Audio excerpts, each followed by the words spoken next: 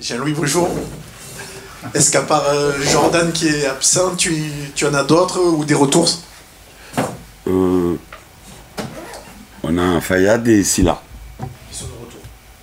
Fayad a fini la suspension, Silla a fait la semaine de travail. Ferry est suspendu et Chateau, non. Jean-Louis, bonjour. Bonjour. Dans quel état vous êtes? Dans quel état sont les joueurs? Parce qu'on en a longtemps parlé de ce moment qui arrive enfin, ce championnat qui débute face à des concurrents qui jouent votre championnat. On y est. On y est. Tout ce qu'on a fait là, les 6 matchs qu'on a fait contre des équipes supérieures, on a fait des choses de bien, des choses de mal. Là, on est au pied du mur. C'est le match de la survie. Voilà. J'entends le calendrier. Non. Dimanche. Dimanche. Point. On parle pas de calendrier. On parle de dimanche. C'est notre adversaire qui est juste au-dessus de nous. Normalement, quand vous perdez 6 matchs d'affilée, vous êtes décroché et vous êtes cuit. C'est pas le cas. C'est pas le cas. Donc dimanche, balle de match. Jean-Louis, alors c'était pas une balle de match, mais vous avez déjà joué un match un peu très important contre Angers à la Mosson, où tu l'avais dit toi-même, on a eu très peur, on n'a pas joué ce match-là. C'est vrai. Quelle leçon t'as retiré de ce match-là? Et qu'est-ce que tu as dit aux joueurs pour ne pas reproduire finalement les erreurs qu'ils avaient pu faire contre Angers? Non, le fait de se crisper, c'était peut-être nous qu'on avait mis trop de pression, donc il ne faut pas confondre les mots dans la vie. Quand on parle d'agressivité, c'est pas agression. Quand on parle de... Il y a des mots qui sont proches les uns des autres.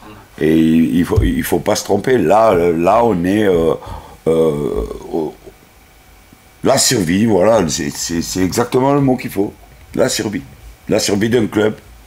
Donc si tout le monde fait bien son travail, si tout le monde est solidaire, à nous, staff, à moi, à bien faire équipe, mettre les gens qui vont savoir jouer ce match dans le système qui est le meilleur pour nous, les joueurs à assumer ses choix, les supporters à nous soutenir, et après on verra une fois que le match il sera passé. Mais si on fait tous ensemble le match qu'il faut, je vois pas pourquoi il y aura un problème.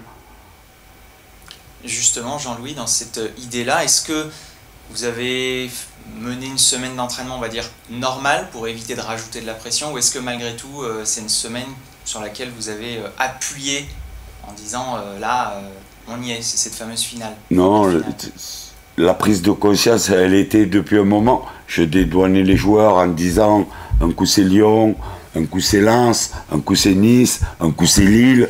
Ok, donc j'enlevais un peu de pression. Mais là, bon, là, il n'y a plus de bouclier. Il n'y a plus de bouclier pour personne. Pour personne. Donc c'est là qu'il faut montrer. C'est à partir de là. Tout ce qu'on a fait avant, beaucoup de mal et très peu de bien. Mais à partir de maintenant, le championnat, il commence. Le championnat, il commence. Donc, première balle de match contre Saint-Etienne. Mais l'avantage de jouer chez nous. Ouais, ça a l'air un petit truc, ouais, parce qu'on n'aime pas très bien. Non, non, non. Non, non, il vaut mieux qu'on joue chez nous qu'à Geoffroy Guichard. Je vous l'ai dit, on l'a vu au match aller. On l'a vu au match aller. La pression de Geoffroy Guichard fait que monsieur l'arbitre siffle 2 pénaltys pour nous et va voir le VAR et les refuse les 2. Et dans le dernier quart d'heure, alors qu'il y avait un 0 qu'on poussait pour égaliser, ils obligent les gens à se surpasser. Et il faut que la Mosson redevienne la Mosson sur 1h30. Après, on verra. Il te reste en travers de la gorge ce match aller? Non, le match aller, oui, parce qu'on mérite de gagner 100 fois. On mérite, mais la maladresse où on a manqué des occasions au bout d'une minute de jeu, elles étaient immanquables. Mais 15 jours après, on va au Havre et on perd sur un pénalty pour un bracolé.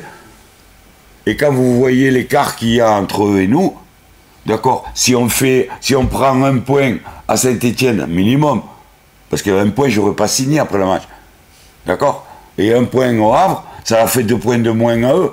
Quand on voit le petit écart qu'il y a là, quand on parle des confrontations directes, l'importance de, oh oui, le penalty se siffle, j'ai entendu, ouais, il se siffle. Mais des fois, il ne se siffle pas. Et l'importance de 3 points est 0. D'accord? Donc tout ça, toute cette rancœur qu'on a.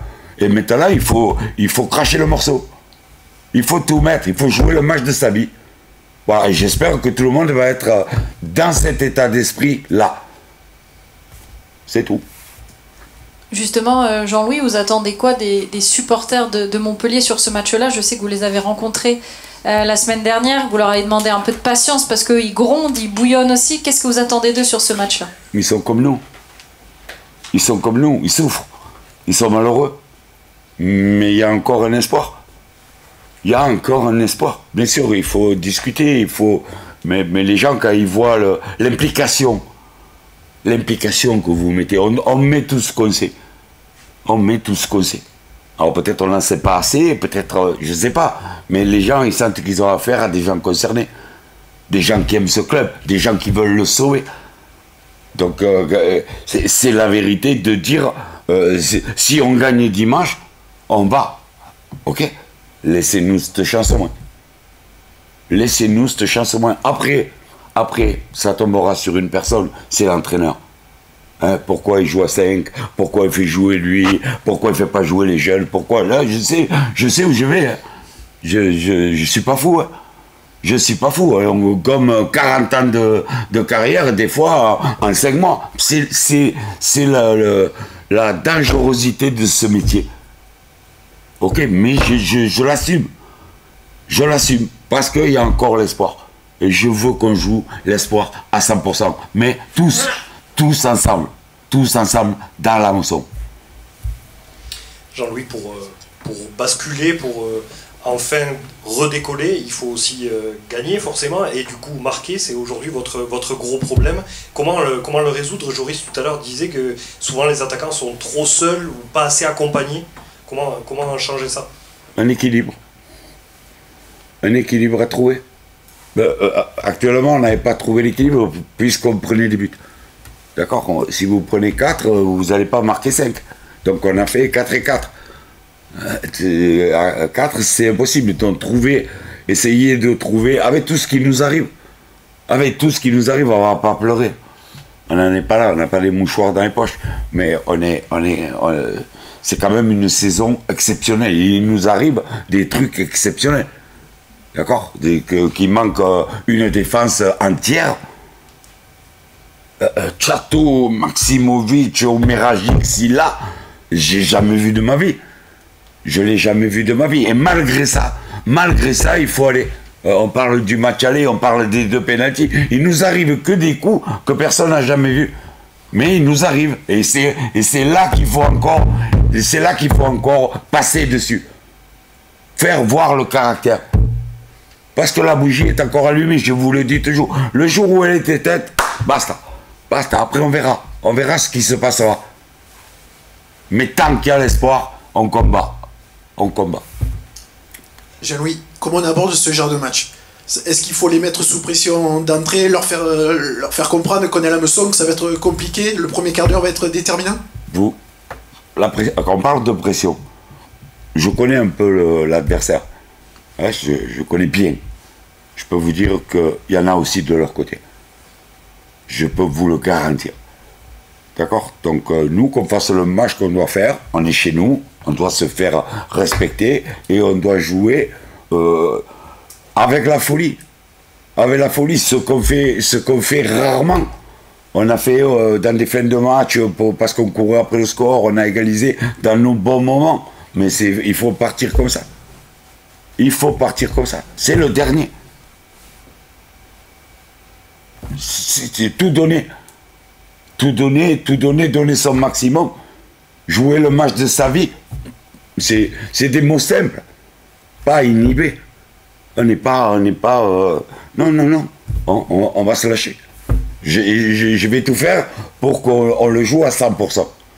Voilà. En sachant que c'est un peu spécial. Mais si on sait déjà que la moisson sera que les gens ont pris conscience que l'avenir du club est en jeu et qu'on peut garder l'espoir, je pense que les joueurs seront plus en confiance et là on pourra rentrer dans ce match comme il faut rentrer dans ce match. Jean-Louis, pour avoir assisté à toutes tes conférences, on te sent plus virulent ce matin, plus combatif. Est-ce que c'est aussi l'énergie qui se dégage de la semaine ou est-ce que c'est quelque chose que toi tu veux transmettre en plus aussi ce matin? Non, c'est l'expérience. C'est l'expérience pour dire tant que la vie est là, l'espoir est là et il faut se jeter à fond dans la bagarre. On en a vu d'autres. On en a vu d'autres, on a un peu d'expérience de ce métier et on se dit qu'il faut juste un petit truc qui bascule,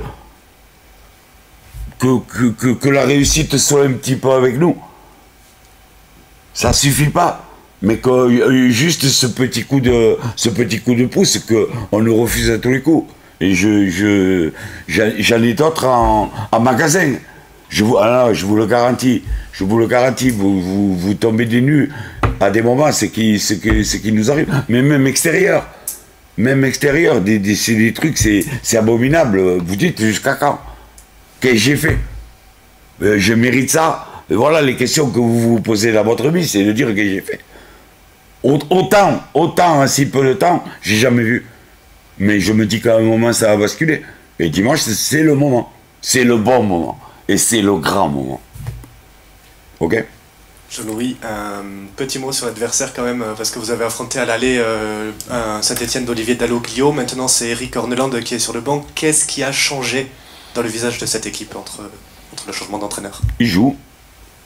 J'ai vu le match au Havre. Il a joué comme s'il jouait à domicile. Il presse avec un système bien établi. Il a son identité de jeu.